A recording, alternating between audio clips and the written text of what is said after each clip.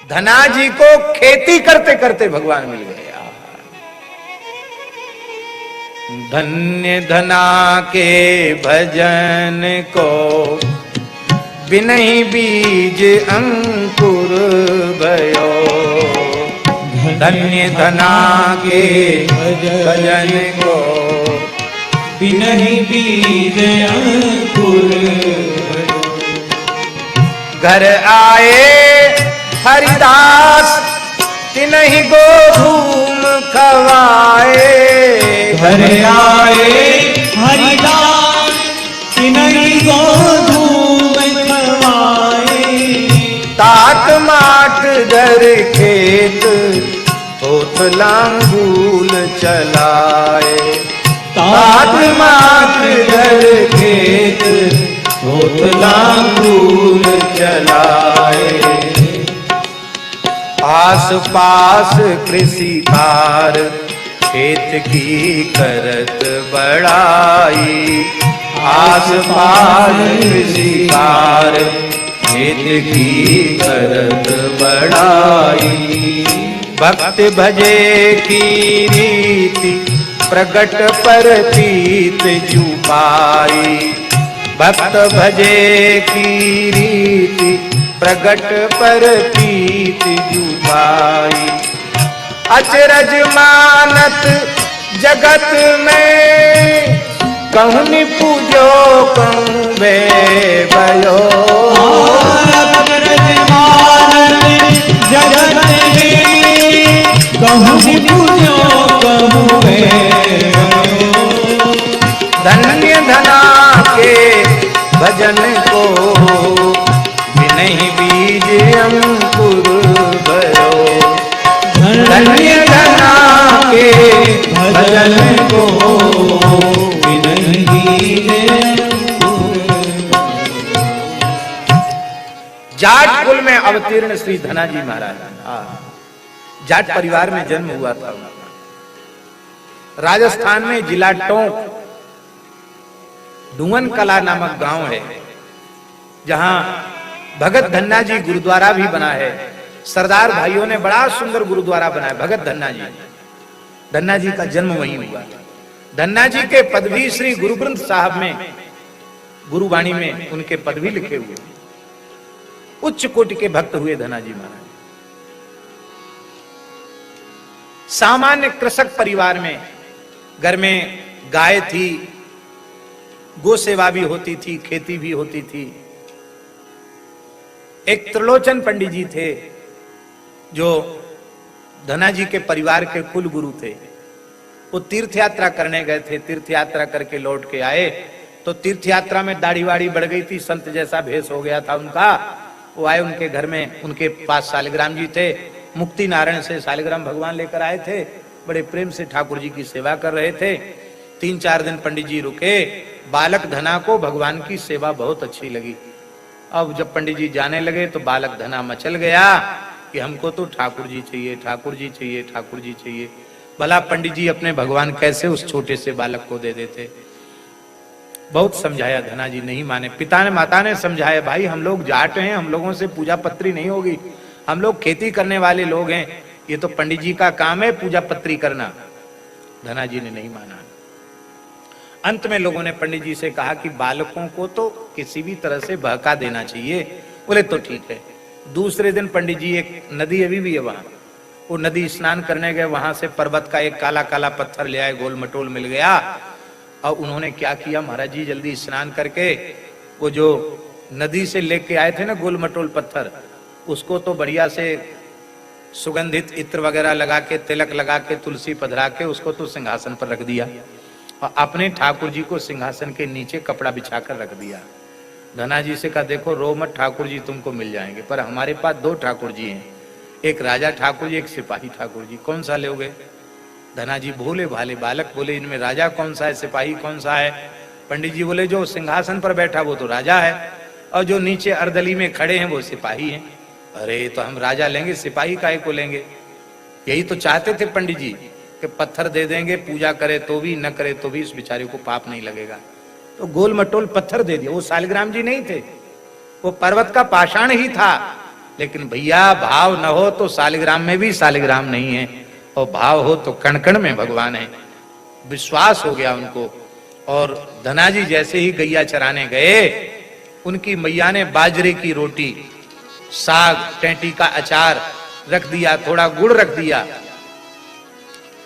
आपने ठाकुर जी को खूब पुकार करके, प्रेम से ठाकुर जी को खूब पुकार करके भोग लगाने की बात कही, लेकिन महाराज ठाकुर जी कहां प्रत्यक्ष प्रकट होके भोग लगावे। आपने अपनी रोटी गौ माता को खिला दी, गुड़ गाय को खिला दिया, रोने लगे। ठाकुर जी नाराज हैं, लगता हमारी पूजा स्वीकार नहीं करते। 3 दिन हो गया, धनाजी बालक थे, 3 दिन तक कुछ खाया पिया नहीं। चौथे दिन मैया रोटी दिया, अब रोटी लेके आए, जोर जोर से रोने लगे। प्रभु आप तो राजा ठाकुर हैं, पता नहीं कहां कहां क्या क्या खाते होंगे, हम बच्चे 3 दिन से बहुत परेशान हैं, बहुत भूखे हैं, आपको हमारे ऊपर दया नहीं आती है क्या? अरे हमारे ऊपर दया करके आप कुछ खा लीजिए जिससे मैं खा सकूं। क्यों? पंडित जी ने कह दिया बिना खिलाए मत खाना, तो आप पहले खा लोगे तभी मैं खाऊंगा। भोलेपन से ठाकुर जी साक्षात प्रकट हो गए। अब प्रकट हो गए ठाकुर जी, वहीं खेजड़ी के पेड़ के नीचे बैठ के ठाकुर जी प्रेम से बाजरे की रोटी, महेरी, गुड़ सब ठाकुर जी पाने लगे। 2 टिक्कर ठाकुर जी ने पाए, 2 रोट, 4 रोटी दी थी मैया ने। बालक है, खा लेगा, भरपेट बचेगी तो गाय को दे देगा, ऐसा मन में सोच के दिया था। अब 2 रोटी खा ली, तीसरी पर जैसे ही ठाकुर जी ने हाथ बढ़ाया, सो धनाजी ने हाथ पकड़ लिया। बोले आप अकेले भूखे थोड़े ही हैं, हम भी तो 3 दिन से भूखे, हमको चौथा दिन चल रहा है। आप तो बड़े हो, हम तो बच्चे हैं, हमको कितनी जोर की भूख लगी है, आधा हमारे लिए छोड़ दो, आधा आप खा जाओ। ऐसी ठाकुर जी की कृपा होगी धनाजी पर। और आगे चलकर एक दिन श्री धनाजी ने कहा, प्रभु मैं आपके गले से लग जाना चाहता हूं, आप मुझे अपने हृदय से क्यों नहीं लगाते, आलिंगन क्यों नहीं देते हैं? बोले देखो मैं तुम्हें मिल तो गया हूं। धनाजी की गैया चराते थे भगवान, कलयुग की घटना है। धनाजी अपने पिताजी के साथ खेत में काम करते हो, भगवान उनकी गैया चराने चले जाते। धनाजी रोटी लेके पहुंचते तो साथ साथ बैठ के पाते थे, ऐसा था।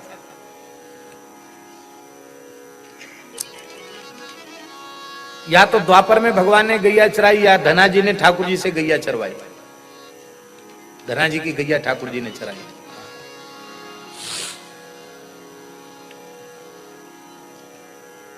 रोने लगे धनाजी, आप हमें हृदय से क्यों नहीं लगाते हैं? बोले भाई देखो धनाजी, मैं तुम्हें प्रत्यक्ष हो गया, मिल गया, लेकिन पूरी तरह मैं मिलता तभी हूं जब सदगुरु भगवान अपना लेते हैं जीव को। अभी तुमने प्रत्यक्ष गुरु की शरणागति ग्रहण नहीं की है। महाराज मैं तो जानता नहीं गुरु कहते किसको हैं। बोले इस समय प्रभु मैं ही गुरु रूप में काशी में पंचगंगा घाट पर श्री रामानंदाचार्य रूप में विराजमान हूं, जाकर मेरी शरण ग्रहण करो। धनाजी जैसे ही पहुंचे हैं, स्वामी जी ने शिष्य बनाया है श्री रामानंदाचार्य जी ने, और शिष्य बना के कहा कि अब तुम घर चले जाओ। बोले महाराज हम तो अब लौट के घर जाना नहीं चाहते, आप घर क्यों भेज रहे हैं? बोले यहां तुम रहकर भजन करोगे तो तुम्हारे अकेले का कल्याण होगा, और अपने घर में रहकर माता पिता के पास रहकर खेती किसानी करते हुए भजन करोगे तो न जाने कितने जीव भगवान के भजन में लग जाएंगे, कितने जीवों का को सत्संग मिल जाएगा, कितने जीवों का उद्धार तुम कर दोगे। मेरी आज्ञा है जाओ।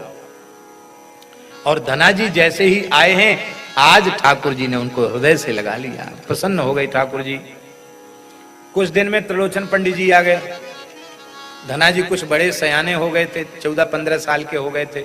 उन्होंने कहा कहो धना भगत ठाकुर जी कहाँ हैं? अब तो तुमने बड़े सुंदर तिलक विलक लगा लिए। बोले हम चेला बन गए।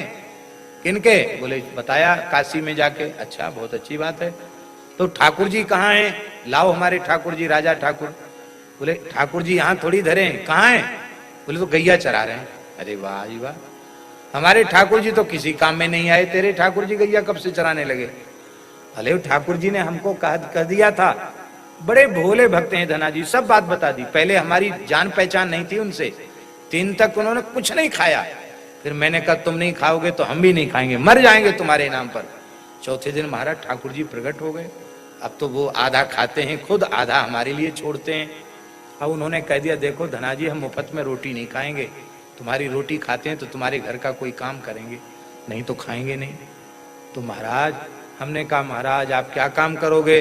बोले हमको गैया चराना बहुत अच्छा आता है, हम गैया चराएंगे, और तुम अपने पिताजी के साथ खेत में काम किया करो, रोटी लेके आ जाया करो जंगल में, हम दोनों बैठ के रोज पाया करेंगे। तो हम तो जो है गैया चराने गए ठाकुर, जब हम रोटी लेके जाने वाले उनके लिए। पंडित जी बोले हो गया काम, फेंक दिया होगा इसने ठाकुर जी को। ठाकुर जी कहीं गैया चराते हैं, और ये कहता है रोटी लेके जा रहा हूं तो हम भी चलते हैं। हम चले, हाँ चलो महाराज चलो। अब धना जी को तो वहां ठाकुर जी दिखाई पड़ते, पंडित जी को नहीं दिखाई पड़ते। आपको नहीं दिख रहे हैं, ये तो है ठाकुर जी। बोले हमको तो गाय दिख रही है और कुछ नहीं दिखता। पंडित जी रो पड़े, समझ गए कि इसे दर्शन हो रहा, मुझे नहीं हो रहा है। आकाशवाणी हुई, ब्राह्मण देवता जैसा सहज सरल विश्वास इस बालक के भीतर है, ऐसी श्रद्धा ऐसा विश्वास तुम्हारे भीतर भी नहीं है, लेकिन तुमने इसको भजन में लगाया, इसलिए मैं तुम्हारे ऊपर भी प्रसन्न हूं। अब तुम मेरा दर्शन करना चाहते हो तो धना जी को अपनी गोद में बिठा लो। धना का स्पर्श तुमसे हो जाएगा तो तुम्हें मेरा दर्शन हो जाएगा। पंडित जी ने जैसी धना जी को गोद में बिठाया, साक्षात भगवान का दर्शन हो गया, राम जी का दर्शन हो गया। वो धना जी खूब संत सेवा करते, साधुओं की कोई जमात आ जाए, आओ महाराज, खूब चकाचक घी मेवा मिश्री बादाम, घर में खूब गैया थी, कोई कमी तो थी नहीं। पिताजी बड़े किसान थे, छोटे किसान नहीं थे। एक दिन पिताजी ने झगड़ा किया।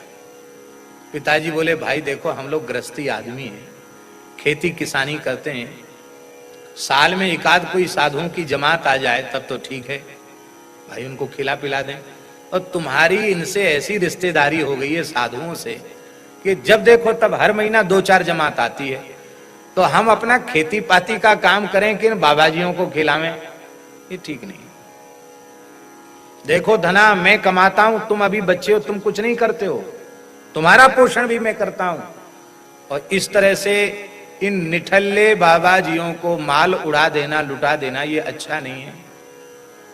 धना जी कुछ बोलते नहीं, पर पिताजी ने कड़ाई से कह दिया देख लो, अब कान खोलकर सुन लो, अब कोई जमात आएगी ना तो मैं भीतर घुसने नहीं दूंगा। तुम जानो, तुम्हारी संत साधुओं की जमात जाने, अपनी सेवा करना, कुछ कमाओ, कुछ लायक बनो, अपनी कमाई से करो, हमारे माल को उड़ाते हो, ये ठीक नहीं है।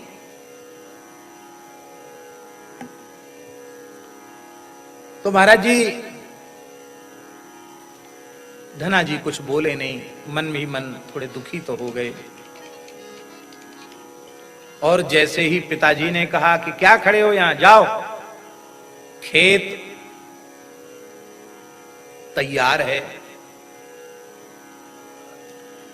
गेहूं बोने का समय आ गया, तो बीज का गेहूं लो और खेत में जाकर बो आओ। श्री वृंदावन बिहारी। अब पिताजी ने साफ कह दिया था कि अब कोई जमात आएगी तो मैं घर में घुसने नहीं दूंगा, भगा दूंगा बाहर से, और इतना व्यर्थ खर्च नहीं करने दूंगा। क्या जमाना है, कैसा समय, कितनी महंगाई है, और तुम जब देखो तब साधुओं की जमात को खिलाते पिलाते रहते हो, लुटाते रहते हो, ये ठीक नहीं। किसी साधु को घर में मत लाना, जाओ खेत बो के आओ। बैलगाड़ी में आपने बीज का गेहूं रख लिया और चले खेत बोने के लिए। गांव के बाहर, ये महाराज जी टोंक जिले की घटना है, धुवन कला गांव, राजस्थान, हम वहां होके आए हैं। जैसे ही आप बैलगाड़ी लेके बाहर निकले, तब तक साधुओं की एक जमात, फिर त्यागी तपस्वियों की जमात, कीर्तन करते हुए। धना जी महाराज बैलगाड़ी से उतरे और भूमि पर साष्टांग लौटकर प्रणाम किया। साधुओं ने यह समझा कि है तो कोई बड़ा श्रद्धावान, अपनी बैलगाड़ी रोक के धरती में लौट के प्रणाम किया, भगत है। कहो भगत जी कहां जा रहे हैं आप? बोले हम तो अपने खेत में पिताजी की आज्ञा से आज गेहूं बोने के लिए जा रहे हैं। आप लोग कहां जा रहे हैं? बोले हम लोग धुवन कला गांव जाना चाहते हैं। क्यों? कहते जगतगुरु श्री रामानंदाचार्य भगवान के एक शिष्य हैं धना भगत, सुना है बचपन में ही भगवान का साक्षात्कार उन्हें हो चुका है, वे बड़े सिद्ध कोटि के भक्त हैं। सामान्य कृषक के पुत्र होकर, बिना पढ़े लिखे होकर भगवान का प्रेम उन्हें प्राप्त हो गया। भगवान उनके साथ रोज खेलते हैं। तो हम लोगों ने सोचा कि भाई धना भगत का हम लोग भी दर्शन करें। धना जी के नेत्र नीचे हो गए, बहुत संकोच में पड़ गए। बोले महाराज, इस सेवक को ही लोग धना भगत कहते हैं। अच्छा अच्छा, वाह जी वाह, भगवान ने बड़ी लीला की। हम जिनसे मिलने आए थे वो तो यहीं मिल गए। निश्चित ही आप ऐसे ही भक्त होंगे। कितनी विनम्रता है आप में, कैसा भाव छलक रहा है आपके स्वरूप में, वाह धन्य है। तो चलो चलो तुम्हारे घर चलते हैं, वहीं सब जमात रुकेगी, वहीं खूब खीर मालपुआ खाएंगे। अब फिर 2 दिन 4 दिन मन होगा तो रुकेंगे, सत्संग करेंगे, फिर आगे बढ़ जाएंगे। अब धना जी को याद आया कि अभी पिताजी ने झगड़ा किया, कल ही जमात गई है, और अभी मैं बीज बोने की बजाय जमात लेकर पहुंचूंगा तो आज तो पिताजी जाट देवता ठहरे, लठ लेके खड़े हो जाएंगे,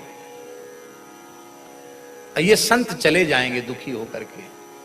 तत्काल आपने निर्णय ले लिया। कहा महाराज, आप लोग गांव में जाओगे, वहां आपको भी संकोच होगा, आपके शरीर पर केवल लंगोटी है, अखंड विभूति है, और वहां भी लोगों को भी संकोच होगा। क्या जरूरत है, वह माई दाई रहती है, वहां जाने की क्या जरूरत है। यहाँ देखो नदी का किनारा है, और यही हम बढ़िया राशन सामग्री ले आते हैं, यहीं चकाचक ठाकुर जी को भोग बनाओ और यहीं प्रेम से पंगत हो। अरे वाह भाई, क्या कहना, एकांतवासा, झगड़ा ना झांसा, ये सबसे अच्छी जगह, बहुत बढ़िया। हमें गांव से क्या लेना देना, आपसे मिले, आपसे मिलना था, आप तो मिल ही गए। बस वो बैलगाड़ी लेके बनिया की दुकान पे पहुंचे और सारा बीज का गेहूं बेच करके घी, बूरा, आटा, दाल, चावल, दाल बाटी, चूरमा की रसोई का सारा सामान लेकर के आ गए। साधुओं को दिया, साधुओं ने स्नान ध्यान करके बढ़िया रसोई बनाई।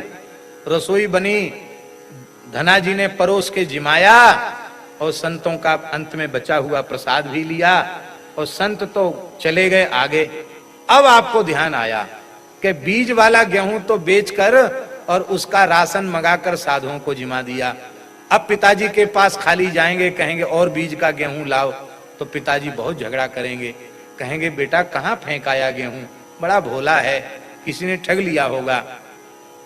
तब आपने नदी की रेत भर ली बोरियों में और खेत में हल तो चलाया, पर दूसरे लोगों को दिखाने के लिए वही रेत भर करके उसी को राम राम राम राम राम राम सीताराम सीताराम करके वही छींट दिया, जिसमें दूसरे लोग आसपास के किसान देख करके कहें कि धना जी ने अपना पूरा खेत बोया। लंबी चौड़ी खेती थी, घंटों तक धना जी बोते रहे, पूरा खेत बो दिया, सब बोरी खाली हो गई। आप प्रसन्न होकर लौट के चले आए कि हमारा खेत तो उगना नहीं है, रखाने की भी छुट्टी मिली, राम जी सबको देंगे, चले आए। पिताजी ने कहा कहो पुत्र, धना करे आए खेत बो। हाँ पिताजी खेत बोआए। दूसरे दिन सवेरे गांव के बड़े बूढ़े लोग आए, उन्होंने कहा धना जी काशी में तुमने दीक्षा ली तो कोई जंत्र मंत्र सीख के आए हो क्या? क्यों, क्या हुआ? बोले कल बोया था तुमने खेत, आज इतनी बड़ी बड़ी फसल हो गई, कैसे? ये तो आज तक न कभी देखा गया न सुना गया, ये खेत लहलहा कैसे रहा, इतनी बड़ी फसल कैसे हो गई? धना जी ने समझा कि लोग हंसी कर रहे हैं, कुछ उगा ही नहीं होगा इसलिए ऐसा कह रहे हैं। पर गांव के बड़े बूढ़े लोगों ने कहा मेरी 100 साल की उम्र हो गई, ऐसी खेती हमने आज तक नहीं देखी, लगता एक एक दाना नाप तौल के बोया गया है, ऐसी सुंदर खेती आज तक देखी नहीं। धना जी के पिताजी को भी आश्चर्य, बोले चलो देखें। धना जी, उनके पिताजी, गांव के बड़े बूढ़े लोग पहुंचे। पिताजी के भी नेत्रों से आंसू बहने लगे। बोले बेटा मैंने भी बचपन से खेती की है, मेरे बाप दादे भी खेती करते चले आए हैं, लेकिन ऐसी घटना तो न भूतो न भविष्यति, न आगे हो सकती है, न ऐसी भई है। ये क्या देख रहा हूं मैं, सही सही बात बताओ। धना जी ने रोते हुए सारी घटना सुनाई। आपने कह दिया था कि अब अपने रिश्तेदारों की व्यवस्था खुद कर लेना, और ऐसा ही हुआ। संत आ गए तो वो तो मैंने बेच दिया बनिया की दुकान पर। पिताजी हमने बोया खेत में नहीं था। कहां बोया था? बोले हमने तो साधुओं के मुख में बोया था, खेत में पैदा हो गया। कहूं निपुजो कहूं बे बयो, बोया था संतों के मुख में, पैदा हो गया खेत में। भैया हाथ जोड़कर सुन लो, गाय के मुख में जो बोओगे वो हजारों हजारों गुना होकर के तुम्हें मिलेगा। गाय के मुख में चारा दाना पानी बो, गऊ के मुख में, ब्राह्मण के मुख में, संत के मुख में जो दिया जाता है वो अनंत गुणित होकर के मिलता है। अब तो धना जी के पिताजी रो पड़े, बोले बेटा इच्छा तो हो रही कि मैं तुम्हारे चरणों में प्रणाम कर लूं, मेरा धन्य भाग जो तुम्हारे जैसा बेटा हुआ। बेटा अब हम टोकेंगे नहीं, अब खूब साधु बुलाओ, खूब खिलाओ, अब मुझे भी बता दो माला कैसे पकड़ी जाती है, राम राम कैसे, अब मैं राम राम करूंगा। धन्य। एक कहावत है ना, कोई बहुत बड़ा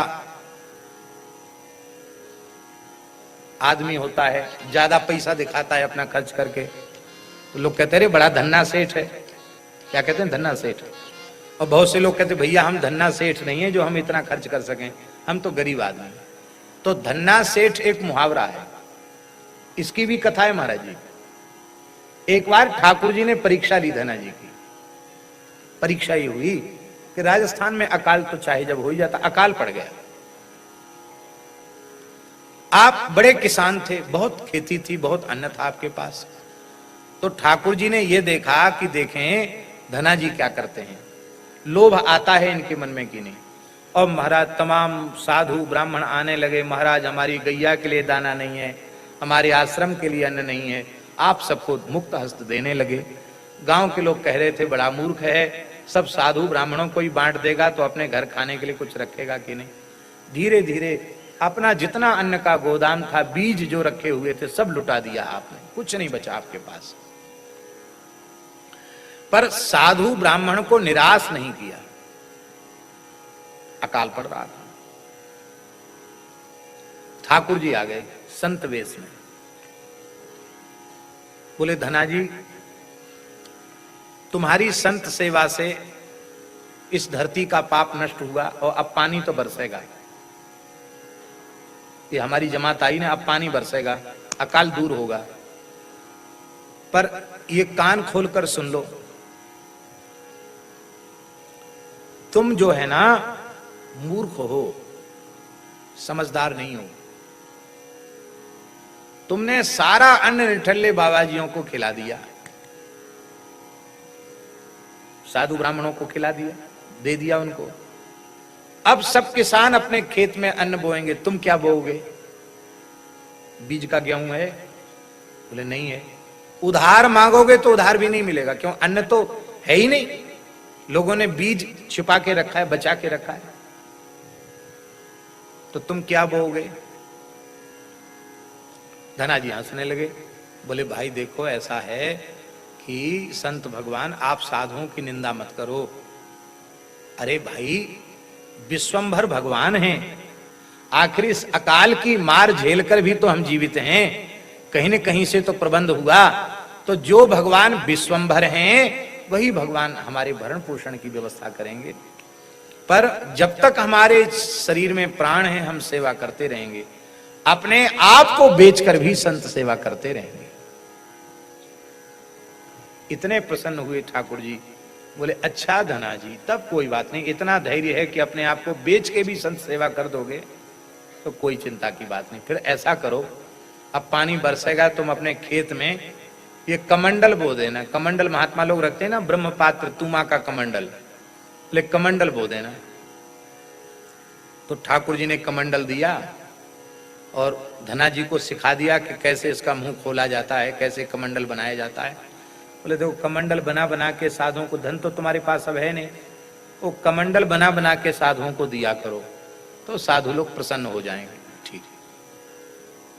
पहली बार पथमेड़ा में कथा हुई थी 2003 में या 4 में, एक ट्रक में भर के कमंडल आए थे, बहुत संत पहुंचे थे वृंदावन से, खूब कमंडल लेके गए महाराज। ये भी बड़ी सेवा है, कमंडल वाली सेवा। तो ठाकुर जी ने कहा कि धना जी ये कमंडल तो आप खेत में बो दो। भगवान धना जी हंसने लगे, बोले महाराज ये कड़ुआ तूमा इसको पशु तक नहीं खाता है, मनुष्य भी नहीं खाता, ये तो केवल साधुओं के कमंडल के काम का होता है। तो कोई बात नहीं, आपको तो साधु सेवा करनी है। बोले हाँ ठीक है। तो देखो ये बीज अपने खेत में बो दो, पूरे खेत में बेल फैल जाएगी। और जैसी जैसी एक एक फल पकने लग जाए, तूमा पकने लग जाए, तो उसको एकांत में बैठकर मुंह खोलना, और उसके भीतर जो निकले उसे प्रसाद मान करके ठाकुर सेवा, गौ सेवा, संत सेवा में उसका उपयोग करना। इस रहस्य को बताना नहीं किसी से, कह के ठाकुर जी चले गए। आप उसी दिन ठाकुर जी के जाते ही खूब जोर का पानी बरसा, सब जय जयकार करने लगे। सब कहते थे ये धना जी की संत सेवा की महिमा है। और धना जी तो गए वही तूमा का बीज लेके वो सब डाल के आ गए। सब लोग हंसने लगे, बड़ा भोला है, बताओ अन्न नहीं बोता, तूमा बोता है, तूमा खाएगा क्या? धना जी बोले चलो हमको हमारी चिंता मत करो, तूमा बो के चले आए। और वो तूमा महाराज जी जैसे धना जी की फसल उगाई थी ऐसी बोती, दूसरे दिन तो पूरा खेत हरा भरा तूमा की बेल से, बड़े बड़े तूमा। लोगों को बड़ा आश्चर्य हुआ। एक तूमा पका, धना जी की नजर पड़ी और श्री धना जी तूमा को लेके आए, उसको भद्र किया। भद्र करते हैं साहब, जैसे संस्कार होता ना भद्र करके, से कमंडल का भी संस्कार होता है, उसको भद्र किया जाता है, उसको पंचगव्य से प्रोक्षण किया जाता है, उसमें गोबर गोमूत्र भरा जाता है। ये सब संस्कार हैं। अब तो बोतल का जमाना आ गया, वो प्लास्टिक की बोतल पानी की लेके महात्मा लोग भी घूमने लग गए। अरे भाई कमंडल जरूर रखो, जल पात्र के बिना साधु कुपात्र होता है। पुराने महात्मा लोग चलते थे तो कमंडल जरूर अपने हाथ में रखते थे, कमंडल जरूर चाहिए, जल पात्र अवश्य होना चाहिए, पात्र के बिना कुपात्र। तो ये कमंडल क्या करोगे? बोले हम साधुओं को बांटेंगे। जैसे ही आए उसको भद्र करके और उसका मुंह खोला, महाराज जी उसमें हीरे मोती जवाहरात माणिक्य पुखराज बड़े कीमती कीमती महान रत्न उसमें से निकले। धना जी को बड़ा आश्चर्य हुआ, हे भगवान घोर कलयुग है, साधु भी ऐसा आशीर्वाद देते माया में फंस जाएं, बहुत दुखी हो गए, अब क्या करें? आकाशवाणी हुई, धना जी चिंता मत करो, संत वेश में मैं ही आया था, प्रेम से सेवा करो। अब तो धना जी ने पूरे क्षेत्र में ढिंडोरा पिटवा दिया, भैया देखो अभी खेत तुम लोगों ने बोया है, अभी तो तुम्हारे अन्न मिलेगा नहीं, जब फसल पकेगी तब न मिलेगा। अब एक ही शर्त है, सब आओ प्रेम से कीर्तन करो और भंडारा यहीं, खीर मालपुआ का लंगर यहीं चलेगा। अकाल के समय लाखों लोगों को भोजन कराते थे धना जी। और महाराज जी वो इतना धन निकला कि धन समाया नहीं, अंत में एक तालाब में पटक दिया गया और उसी का एक तालाब और कई मंदिर बने हुए हैं। कहते धना जी के वो तूमा से निकले हुए धन से ही निर्माण हुआ था, आज भी है, आज भी है। तब से कहा जाने लग गया धन्ना सेठ, धन्ना जी के जैसा कोई धनी भी कोई धरती पर नहीं हुआ, जिनके तूमों में से रत्न निकले ऐसे धना जी। तो ये एक विशेष बात भगवान शंकर कह रहे हैं रुद्र गीत में, भक्ति योगो भयदा स्वधर्म मनुतिष्ठताम भवान भक्तिमता लभ्यो दुर्लभ सर्वदेहिनाम। इसी की व्याख्या हम कर रहे थे, स्वधर्म का अनुष्ठान करते हुए भक्ति योग का अनुष्ठान करना चाहिए। हम यही निवेदन कर रहे थे, जिस वर्ण में भगवान ने आपको जन्म दिया है उसी वर्ण का पैतृक कार्य करते हुए भगवान की भक्ति करो। ब्राह्मण हो तो ब्राह्मणोचित कर्म करो, क्षत्रिय हो तो क्षत्रियोचित कर्म करो, वैश्य हो तो वैश्योचित कर्म करो, चतुर्थ वर्ण के हो तो अपनी परंपरा के अनुसार अपना कर्म करो। और स्वकर्मणा तमभ्यर्च सिद्धिम विन्दति मानवा, अपने कर्म से भगवान की उपासना करो। जो वर्ण धर्म आश्रम धर्म का त्याग करके भगवान की भक्ति करना चाहते हैं उनका भक्ति योग सफल नहीं होता, ये भगवान शंकर कह रहे हैं। और हम धना जाट का उदाहरण दे रहे हैं। सामान्य खेती करते करते भगवान मिल गए, गैया चराते चराते भगवान मिल गए। किसी भी जाति में जन्म हो आपको भगवान मिल सकते। कल्याण किसी की बापौती नहीं है, अमुक का ही कल्याण होगा ऐसा नहीं कहा जा सकता। जो इस पथ पर ईमानदारी से चलेगा उसका कल्याण निश्चित है।